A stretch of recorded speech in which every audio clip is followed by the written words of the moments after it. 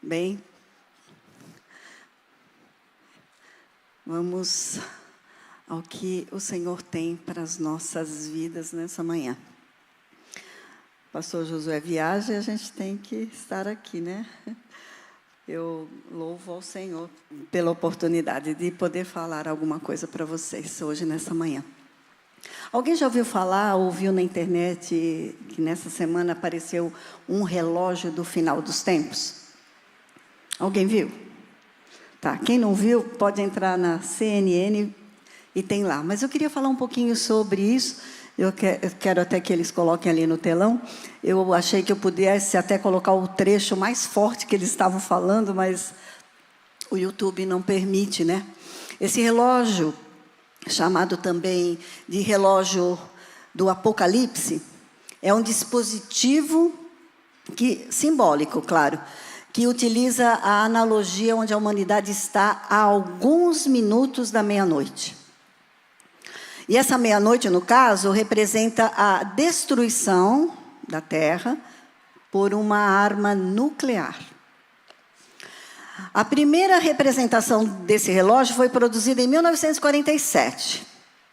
O relógio foi criado logo depois da Segunda Guerra Mundial, quando os cientistas, entre eles nada menos o Albert Einstein, começaram a se preocupar com a corrida armamentista entre os Estados Unidos e a União Soviética. O número de minutos para meia-noite, uma medida do nível nuclear de aparelhamento e tecnologias envolvidas, é atualizado periodicamente. Mas não precisam ficar assustados não, hein? Mas a gente está falando algo muito relevante aqui hoje. O relógio foi iniciado em 7 minutos para meia-noite durante a Guerra Fria de 1947. E tem sido posteriormente avançado ou retrocedido, olha que engraçado, vai e volta, porque ninguém sabe o dia, a hora, né? A gente vai falar sobre isso, em intervalos regulares, dependendo do estado mundial e da perspectiva de uma grande guerra. Mas as ameaças apocalípticas refletidas pelo relógio incluem política, armas, tecnologia, mudanças climáticas e pandemias. O ajuste é relativamente arbitrário, feito pelo Conselho de Cientistas da organização, junto à diretoria do Boletim de Cientistas Atômicos, em respostas aos acontecimentos mundiais. Outros especialistas em tecnologia nuclear e ciência climática também participam das decisões, incluindo 13 ganhadores do Prêmio Nobel, que discutem eventos mundiais e determinam onde colocar os ponteiros do relógio a cada ano. A posição dos ponteiros do relógio é determinada por uma série de cálculos matemáticos, que eu gosto muito, né? Complexos, mas também não os entendo, é claro, que medem a probabilidade real de eventos catastróficos acontecendo. Entre eles, né, as guerras, as doenças epidêmicas e principalmente as mudanças climáticas.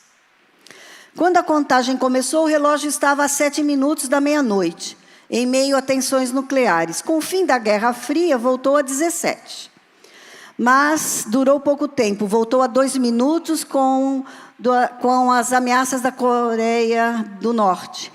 Mas em 2021 e 2022, o relógio chegou a 100 segundos para meia-noite, por causa da pandemia do Covid-19. Todos devem ter percebido que alguma coisa estava muito estranha, né? Esse horário foi o mais próximo da humanidade, que a humanidade já chegou do fim do mundo. Seria coincidência? Mas, nessa terça-feira, dia 24, a CNN mostrou que os cientistas atômicos adiantaram ainda mais o ponteiro do relógio do juízo final, em 90 segundos, para essa dita meia-noite. Seria nosso Deus mostrando para o mundo alguma coisa que já está na palavra? Mas talvez mostrando para os cientistas isso, porque talvez muitas pessoas não acreditam muito, né? Se um profeta falar, ou se ouvirem uma pregação. Mas eu acredito que nós estamos vivendo os finais dos tempos, né? Eu queria fazer uma pergunta aqui. Quem daqui é filho de crente já? Neto de crente? Vai levantando a mão, eu quero ver. Bisneto de crente, tem a família ancestral toda de crentes. Eu não fui, não. Mas aí você pode falar assim, nossa, mas meu bisavô já falava que Jesus estava voltando. Terremotos, guerras, nossa, fome, isso aí sempre teve. Sempre teve, né? Mas olha, até o apóstolo Pedro, ele falou em 2ª carta, capítulo 3, verso 4, porque era um questionamento já naquela época, olha que engraçado. Ele diz o seguinte, o que houve com a promessa da vinda de Jesus? Desde que os antepassados morreram, tudo continua como desde o princípio da criação. E você, como é que você entende isso? Eu gostaria que vocês abrissem. Não puseram aqui a minha... Eu fiquei de costa. Puseram aqui? Ah, coragem, tá. Coragem para mudar. Não, isso não é meu, não. Eita, agora, obrigado. Pensei que eu estava de costa, nem tinha visto. Relógio do juízo final. Está aqui, ó, o pessoal ali com aquela carinha de cientista mesmo, né? Mas eles estão preocupados. Nós não precisamos ter a preocupação deles. Porque a gente sabe o que nos espera. Eu gosto sempre de contar aquela história que meu marido estava desesperado ouvindo um jogo ao vivo, desesperado. No outro dia, eu vi ele assistindo o videotape, todo calminho. Por quê? Sabia. O Santos já tinha ganhado, então ele estava só se deliciando. É assim que nós vamos ter que viver. A gente já sabe qual é o final do tempo para nós. Mas aí a gente tem que se preparar, né? Eu gostaria de ler com vocês Mateus 24. Eu vou ler só alguns versículos, embora eu peça que na célula, em casa, vocês leiam o capítulo 24 todo, porque é muito poderoso. Então, Mateus 24, minha versão é NVI, diz assim, Jesus saiu do templo, e enquanto caminhava, seus discípulos aproximaram-se dele para lhe mostrar as construções do templo. Perguntou Jesus, vocês estão vendo tudo isso? Eu lhes garanto que não ficará aqui pedra sobre pedra. Serão todas derrubadas. É claro que no ano 70 foi derrubado tudo, mas ainda ficou algumas. Tem lá, né? O muro das lamentações. Mas vai chegar um dia que vai desaparecer tudo. Tendo Jesus assentado no Monte das Oliveiras, os discípulos dirigiram-se a ele em particular e disseram. Esses discípulos, Marcos 13 diz que é Pedro, Tiago, João e André. Aqui Mateus não fala não. E eles perguntam, dize-nos, Senhor, quando acontecerão essas coisas? E que sinal da tua vinda e do final dos tempos? Jesus respondeu, vamos para o verso 6. Vocês ouvirão falar de guerras e rumores de guerras, mas não tenham medo. É necessário que tais coisas aconteçam, mas ainda não é o fim. Nação se levantará contra nação, reino contra reino. Está vendo a diferença? Nação, reino, tudo isso tem muito a ver com tudo o que acontece. Haverá fomes e terremotos em vários lugares. Tudo isso será o início das dores. Verso 14. E esse evangelho do reino será pregado em todo o mundo como testemunho a todas as nações. Então virá o fim. Isso significa, será pregado, não que todo mundo vai aceitar, mas todo mundo vai ouvir. Ninguém vai poder falar assim lá naquele igreja, mas eu nunca ouvi falar nada disso. Ouviu sim, você que não quis escutar, mas ouvir, a gente ouve, só que precisa escutar. 24, pois aparecerão falsos cristos e falsos profetas que realizarão grandes sinais e maravilhas, para, se possível, enganar até os eleitos. Tem eleitos aqui? Tá. Mas vocês não vão ser enganados não, porque olha o que fala o próximo verso, né? Ainda do 24. Vejam que eu os avisei antecipadamente. Você está sendo avisado. 27. Porque assim como o relâmpago sai do Oriente e se mostra no Ocidente, assim será a vinda do Filho do Homem. 29, verso 29. Imediatamente após a tribulação daqueles dias, o sol escurecerá, e a lua não dará a sua luz. As estrelas cairão do céu, e os poderes celestes serão abalados. Então aparecerá no céu o Filho do Homem, e todas as nações da terra se lamentarão e verão. Todas, não é algumas. Todas, e verão o Filho do Homem vindo nos céus, nas nuvens do céu, com poder e grande glória. E ele enviará os seus anjos com grande som de trombeta, e estes reunirão os seus eleitos. Cadê os eleitos aqui? Nós vamos ser reunidos naquele dia, dos 4 ventos, de uma a outra extremidade dos céus. Aprendam a lição da figueira. Quando seus ramos se renovam e suas folhas começam a brotar, vocês sabem que o verão está próximo. É uma parábola. Jesus está falando, presta atenção. Assim também, quando virem todas essas coisas acontecendo, saibam que ele está próximo, às portas. Eu lhes asseguro que não passará esta geração até que todas essas coisas aconteçam. Que geração? É essa geração aqui que está vendo tudo isso. Tem voltando um parêntese, em Apocalipse 11, quando aquelas testemunhas morrem, né, depois de profetizarem ali, todo olho verá. Como pode, né, todo olho verá 2 pessoas deitadas no chão mortas? Por causa da internet. Naquela época tinha? Claro que não, nem imaginavam, né? Tá? Então essa geração. O céu e a terra passarão, mas as minhas palavras jamais passarão. Aleluia. Quanto ao dia e a hora, ninguém sabe. Não adianta eles fazerem o relógio, não. Eles não sabem, estão fazendo previsões. Nem os anjos do céu sabem, nem o Filho, mas somente o Pai Celeste. Está nas mãos dele. Como foi nos dias de Noé, assim também será a vinda do Filho do Homem.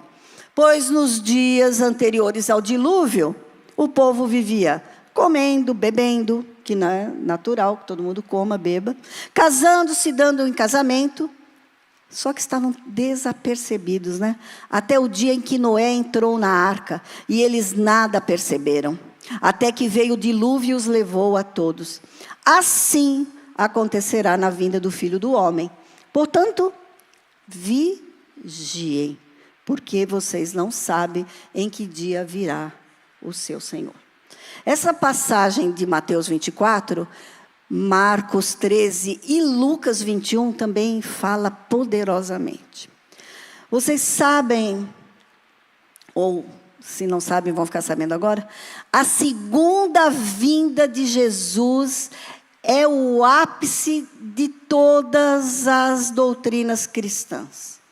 É a consumação da história, é o último capítulo. É o fechamento glorioso de nosso Senhor Jesus Cristo. A segunda vinda de Jesus está documentada fartamente nas Escrituras. Há mais sobre a segunda vinda de Jesus do que a primeira no Antigo Testamento. E no Novo Testamento, exceto 3 livros, Filemão, 2ª e 3ª carta de João, todos os outros livros abordam maravilhosamente sobre esse assunto. Bom, então, Jesus voltará, isso é um fato. Todos aqui creem. E se não creem, vocês vão ter que começar a pedir, Senhor, me mostra mesmo, eu quero estar presente, eu não quero estar alheio a tudo que vai acontecer nesse dia. Então eu quero mostrar algumas coisas de como Jesus voltará. segundo as Escrituras. Primeiro, ele virá pessoalmente, não vai mandar um arauto para preparar o caminho, não. Ele já vai vir. Atos 1, 10 e 11, na hora que Jesus sobe, estão lá os discípulos todos ali parados, olhando ele subindo, aparece o quê? 2 anjos. E aí os anjos falam assim: Galileus, por que vocês estão olhando para o céu? Este mesmo Jesus, que dentre vós foi assunto ao céu, voltará, da mesma forma como viram subir. Portanto, vai voltar pessoalmente. Ele subiu e vai voltar. Isto é algo que não dá para nós não imaginarmos. Basta olhar, meditar e ler as Escrituras. Segundo, todo olho verá. Apocalipse 1:7 diz: eis que ele vem com as nuvens, e todo olho o verá, até mesmo aqueles que os traspassaram, e todos os povos da terra se lamentarão por causa dele. Assim será. E próprio Mateus 24:30, que nós já lemos também: então aparecerá do céu o sinal do Filho do Homem, e todas as nações da terra se lamentarão e verão o Filho do Homem vindo nos céus, nas nuvens do céu, com poder e grande glória. Aí você fala assim: não, mas será que, como assim, né? Vai ser pela internet? Não. Daí, se hoje já tem satélites que projetam coisas, imagina, se deu a sabedoria para o homem fazer isso, quem dirá o nosso Deus, que sabe todas as coisas. Ele vai fazer uma coisa maravilhosa, aonde você estiver, na face da terra, você vai ver Jesus descendo. Aleluia. Será audível. Mateus 24:31, e ele enviará os seus anjos com grande som de trombeta, e estes ouvirão os seus eleitos dos 4 ventos, de uma a outra extremidade. Você imagina o som que vai ser dessa trombeta, a ponto de todos ouvirem? Ultimamente tem aparecido alguma coisa na internet, a gente não sabe se é verdade ou não, lá em Israel, alguns ouvindo algumas trombetas, né? E aí o pessoal cai no chão, preocupado. Será que já é? Não, ainda não é. Paulo reforça em 1 Coríntios 15:52. Num momento, um abrir e fechar de olhos ao som da última trombeta. Então será audível e muito rápido. Que é o 4º item. Será muito rápido. Assim, se alguém lhes disser, Mateus 24, 26, 27, ele está lá no deserto, não saiam. Ou, ali está ele dentro da casa, não acreditem. Porque assim como o relâmpago sai do oriente e se mostra no ocidente, assim será a vinda do Filho do Homem. Vocês não têm que esperar fazer mais nada naquele momento. Não vai descer para buscar nada, não vai ficar preocupado com nada. É você e tudo que Deus deu para você. O seu corpo, o seu coração, a sua mente. Outra coisa, 5º, será inesperado. Mateus 24:44 diz: assim também vocês precisam estar preparados, porque o Filho do Homem virá numa hora em que vocês menos esperam. Aí um dia perguntou para um desses avivalistas assim: o que você gostaria de estar fazendo no dia que Jesus vier buscar a sua igreja? A mesma coisa que eu faço hoje, esperando Ele, lendo, meditando, orando, tendo comunhão com os irmãos. 2 Pedro 3 ainda diz assim: o dia do Senhor virá como ladrão.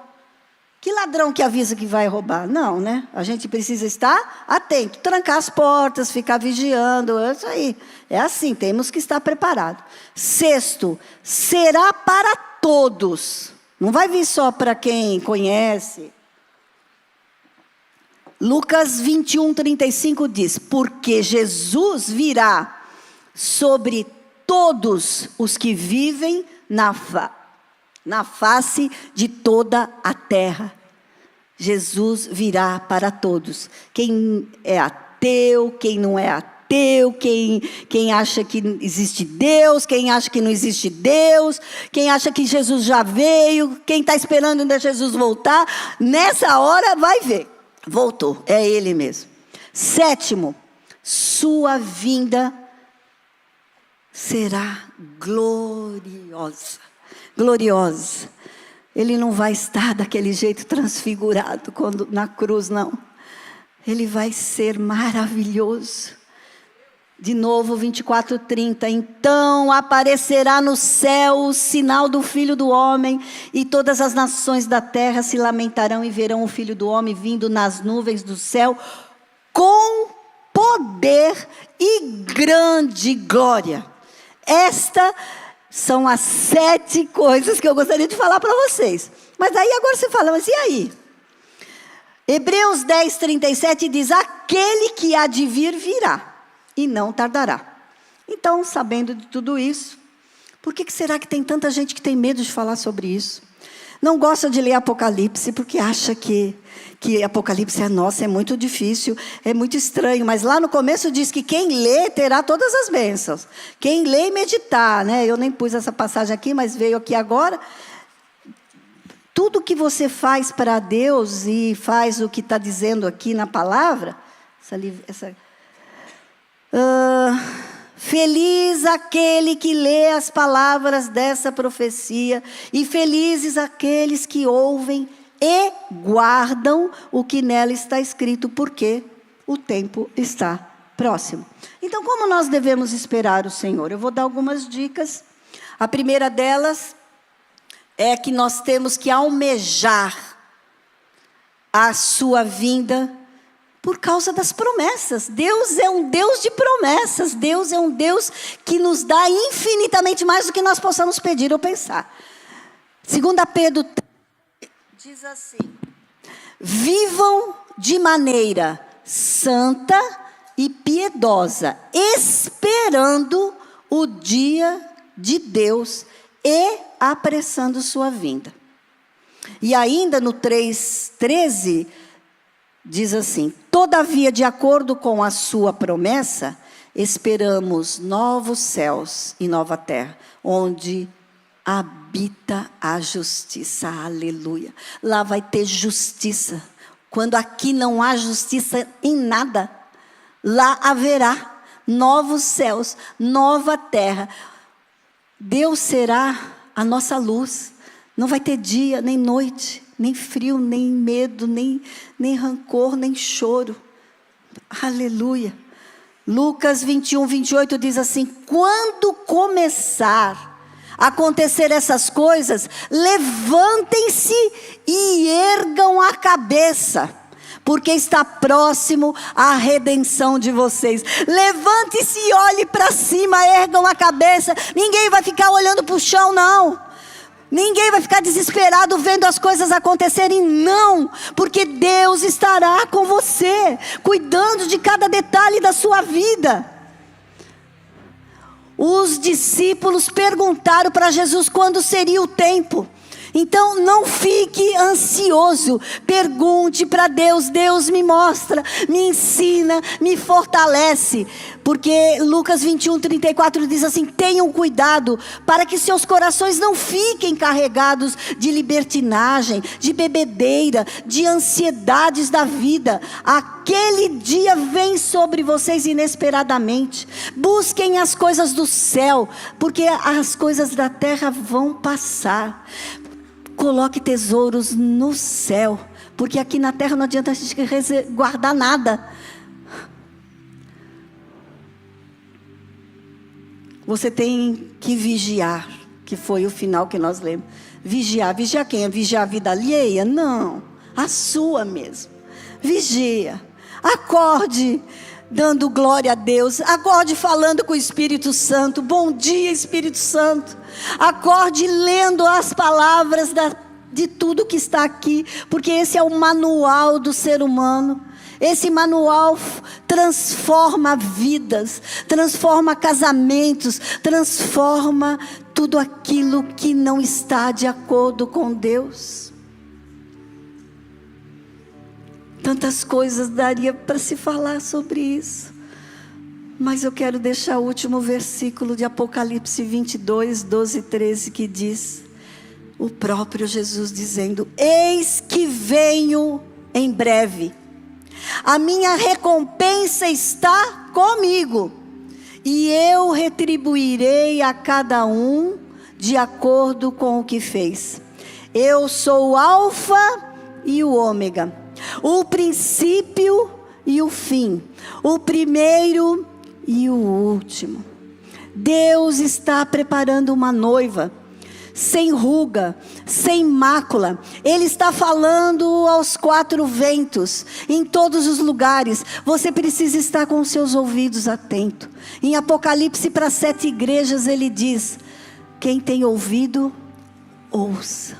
Quem tem ouvido, ouça. Quem tem ouvido, ouça o que o Espírito diz às igrejas. Que bom que você está aqui. Você que também está na internet, está ouvindo.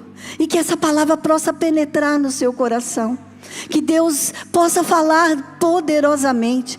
Mas aí você pode dizer: mas será? Será que eu vou estar naquele dia? Eu vou conseguir pedir para Deus? Eu ainda quero fazer tanta coisa. Eu queria me casar, eu queria ter filhos, eu queria passear, eu queria visitar alguns lugares.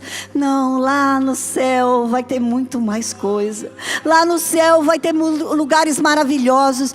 Lá no céu os anjos até hoje olham para Deus e falam: santo, santo, santo, porque Ele é incomparável, Ele é maravilhoso.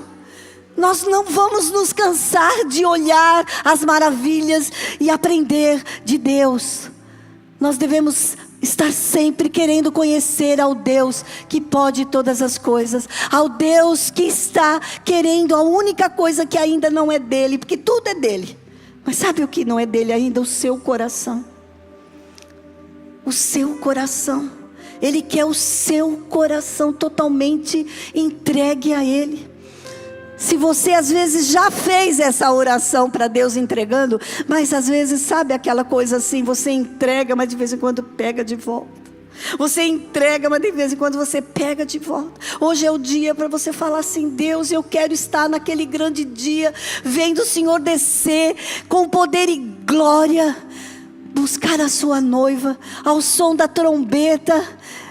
Eu vou olhar para o meu Jesus e dizer: toca em mim, Senhor. Deixa eu tocar em Ti, Senhor. Eu quero ver as maravilhas que o Senhor tem preparado para aqueles que Te amam. Eu gostaria que você fechasse os teus olhos. E nesse momento, nós vamos ouvir um pedacinho de uma música muito linda, que eu quero que você preste atenção nessa letra.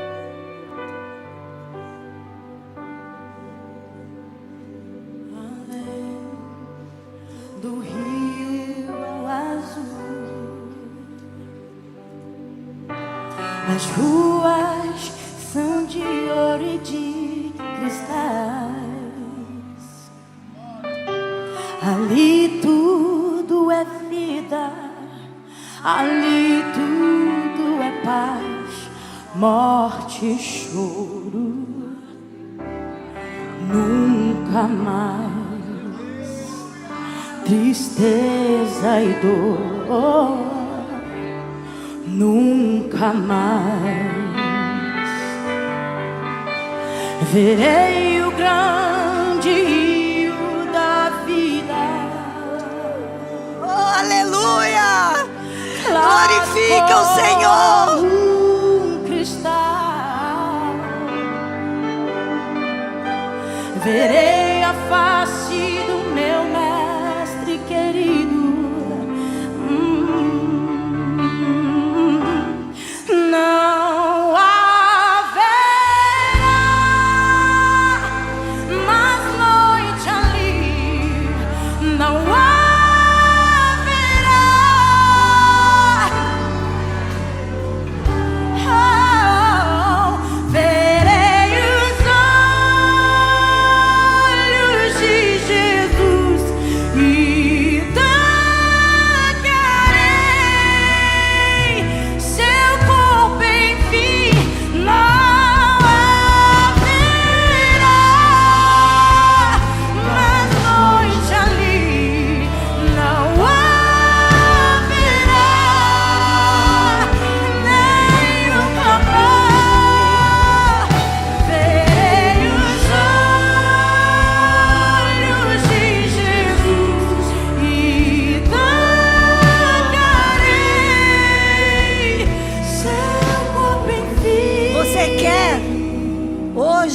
você quer ter a certeza de que você vai estar naquele dia, feche seus olhos, ore comigo assim: Senhor Jesus, eu creio que o Senhor morreu na cruz para perdoar todos os meus pecados.